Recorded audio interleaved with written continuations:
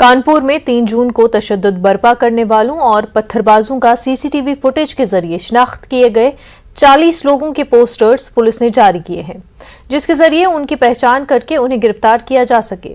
इस मामले में पुलिस ने आम बाशिंदों से अपील की है कि वो इन पत्थरबाजों की गिरफ्तारी में पुलिस की मदद करें। पहचान कराने वालों के नाम खुफिया रखे जाएंगे। शहर के कई इलाकों में पोस्टर चस्पा कर दिए गए हैं। इसके लिए लोकल नंबर भी जारी किया गया है, जिस पर लोग इत्तला दे सकते हैं।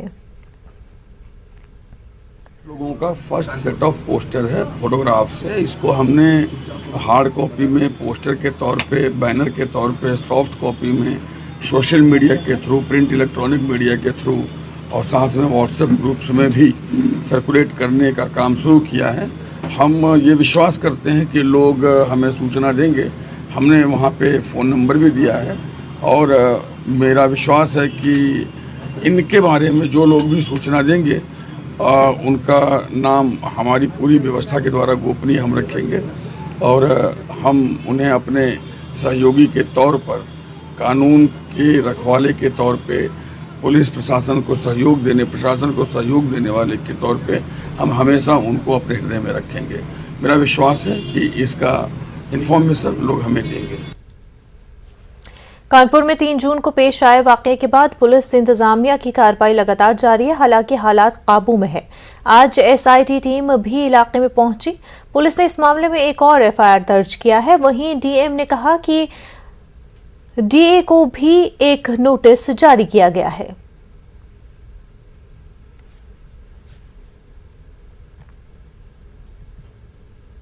देखिए, इस क्षेत्र में निश्चित घनी आबादी का क्षेत्र है और काफ़ी क्लोजली बिल्डिंग्स बनी हुई हैं। लगातार केडीए के द्वारा काफ़ी प्रवर्तन कार्य हो रहा है। इस क्षेत्र के लिए भी विशेष रूप से उनकी एक रणनीति बनी हुई है। अभी हम लोगों ने आपस में एक कोऑर्डिनेटेड एफर्ट भी प्लान किया हुआ है और जो भी मानक के विपरीत कार्य हैं उनके विरुद्ध ज़रूर कार्रवाई होगी, उसके लिए हम लोग प्रतिबद्ध हैं। अभी शहर की स्थिति आप देख सकते हैं कि बहुत सामान्य है, लेकिन हमारी जो पुलिस है लगातार वो फ्लैग मार्च कर रही है और प्रशासन के भी अधिकारियों की जो ड्यूटी लगी हुई है 24/7 वो अपना ड्यूटी दे रहे हैं वहाँ और एक पूरी नॉर्मैलिटी को रिस्टोर करने का प्रयास है, जो कि उस दिन ही 1 घंटे के भीतर हम लोग ने कर ली थी। लेकिन एक सतर्क निगरानी रखने का भी ज़रूरत है और इसके दृष्टिगत सभी लोग अपनी जो कार्रवाइयाँ हैं उसको कर रहे हैं। कानपुर में 3 जून को हुई हिंसा के बाद लगातार पुलिस एक्टिव है। जिस तरह से पुलिस ने एक एफआईआर आज और दर्ज की है, उसके बाद एक पोस्टर जारी किया है जिसमें 40 पत्थरबाजों की तस्वीरें जारी की हैं। इसको सोशल मीडिया पर वायरल किया जा रहा है और इसे जल्द ही इलाकों में भी लगाया जाएगा, जिससे उनकी पहचान हो सके। केडीए को भी एक आदेश दिया गया है। डीएम ने ये निर्देश दिए हैं कि जो बिल्डिंगें यहाँ पर अवैध रूप से बनी हुई हैं और ऐसी बिल्डिंगें जहाँ से पथराव हुए थे उन पर रिपोर्ट करके जो अवैध बिल्डिंगें हैं उन पर कार्रवाई की जाए। जिस तरह से आप देख सकते हैं यहाँ पर जो बिल्डिंगें बनी हैं, दूसरी तरफ सड़क की, ये चंदेश्वर हाते की दूसरी तरफ की बिल्डिंगें हैं। यहाँ पर कितनी ऊंची इमारतें यहाँ पर बनी, जबकि ये शहर का घनी आबादी का इलाका है, लेकिन इसके बावजूद केडीए ने यहाँ पर कोई देखरेख नहीं की, तभी ये अवैध बिल्डिंग बन सकी हैं। हालांकि अब डीएम ने इस पूरे मामले पर जांच के आदेश दिए हैं और अवैध बिल्डिंगों पर कार्रवाई की बात भी कही है। जिस तरह से डीएम का कहना है कि अब कानपुर में माहौल शांत हो चुका है और सब कुछ सुचारू रूप से चल रहा है। कानपुर से संदीप सविता, न्यूज़ 18।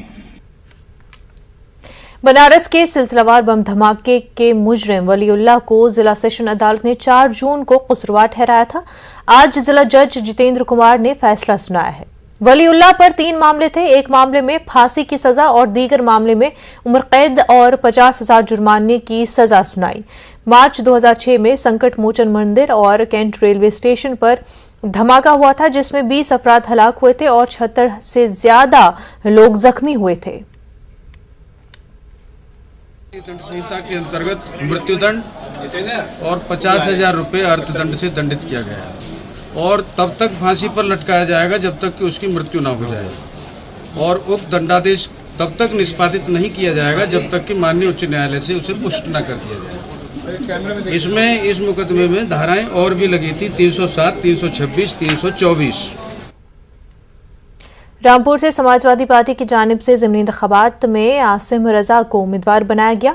आजम खान आज उनके लिए वोट की अपील करते हुए नजर आए। उन्होंने अपने खिताब में कहा कि आसिम रजा एक भरोसेमंद साथी हैं और सियासत में उनका तजुर्बा काफी है।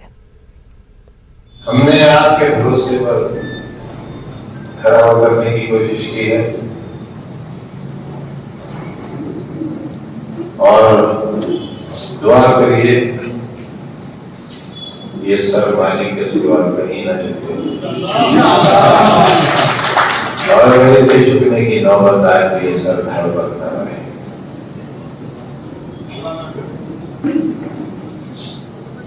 हमारे एक बहुत अजीज साथी, लंबा सियासी तजुर्बा और इखलास से भरपूर शख्सियत का नाम है आसिम रजा। ये चुनाव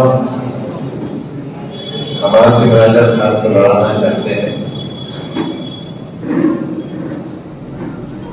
और आपसे अपनी तकलीफों का हिसाब लेना चाहते हैं। फर्रुखाबाद में बिल्डोजर कार्रवाई में हर रोज शिद्दत देखी जा रही है। इस कड़ी में आज गैर कानूनी निशानदही की गई, जिसमें चूने की जगह लाल पेंट का इस्तेमाल किया गया। इस मौके पर सिटी मजिस्ट्रेट दीपाली भार्गव भी मौजूद रहीं और लोगों का ताउन भी देखने को मिला। लोग खुद ही गैर कानूनी तामीरात को हटाने लगे हैं, जिसका एक पहलू ये भी है कि मजदूर तबका काम मिलने की वजह से खुश है।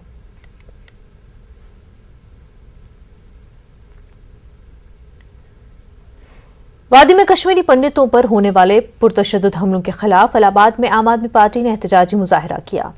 आम आदमी पार्टी के मकामी सदर अल्ताफ अहमद की क़यादत में होने वाले इस एहतजाजी मुजाहरे में कश्मीर की मौजूदा सूरत हाल पर सख्त तशवीश का इजहार किया गया। आम आदमी पार्टी का इल्जाम था कि वादी में कश्मीरी पंडितों को तहफ़्फ़ुज़ देने में मरकजी हुकूमत नाकाम रही है।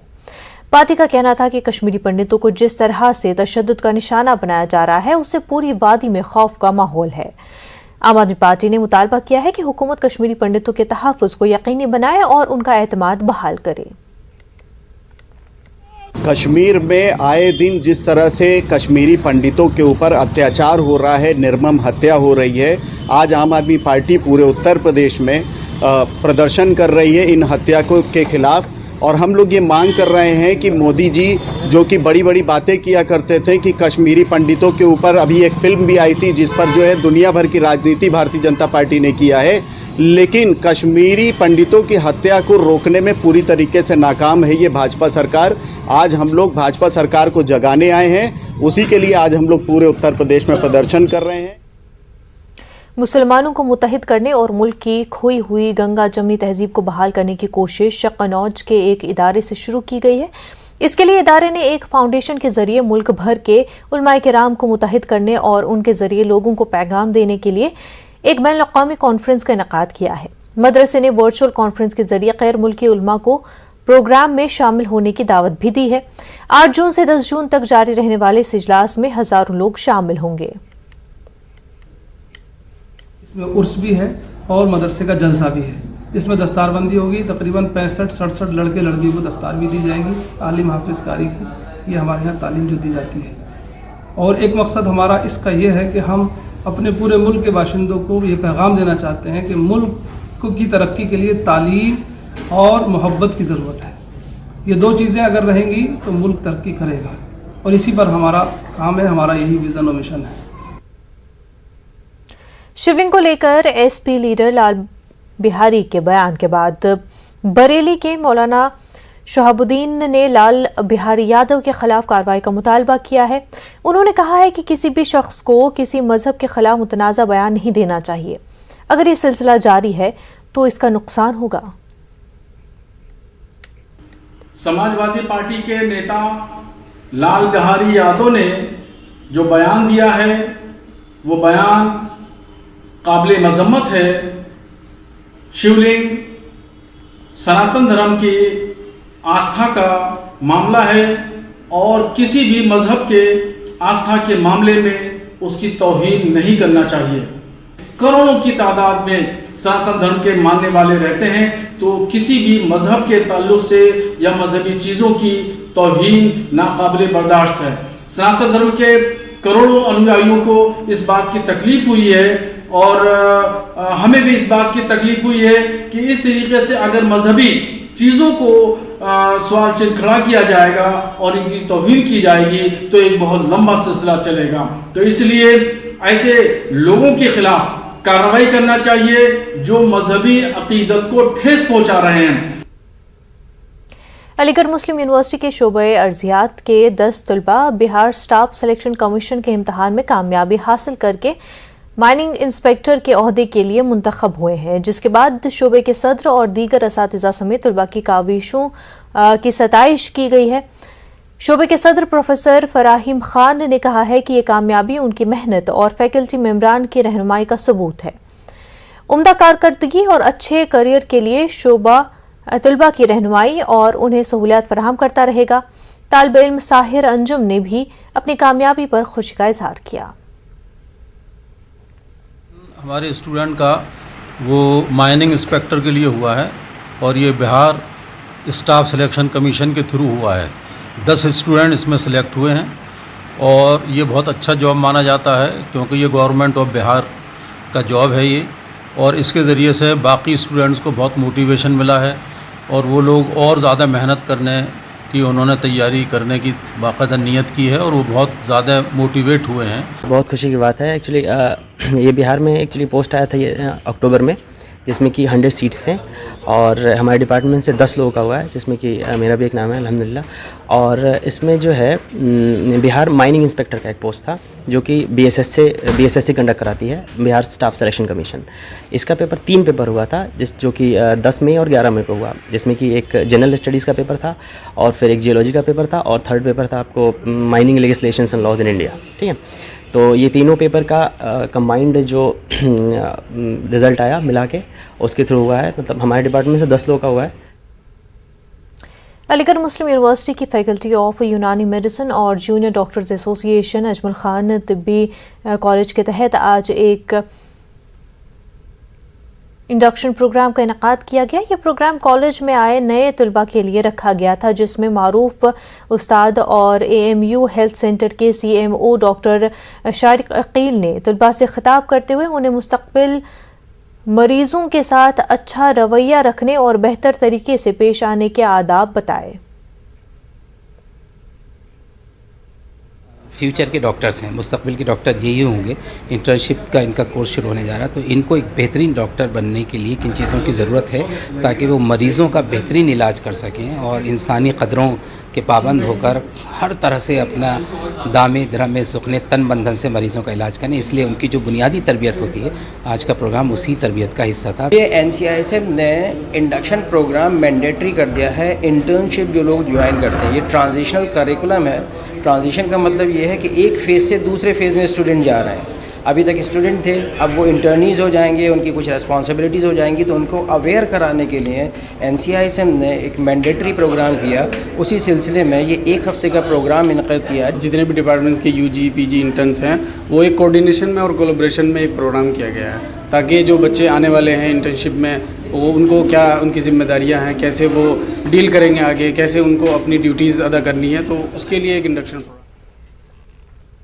लड़कियों को आला तालीम देना आज वक्त का अहम तकाजा है और जहां माशी तंगी के सबब लड़कियों की तालीम अधूरी छूट रही है, तो वहां समाजी तंजीमों को आगे आना चाहिए।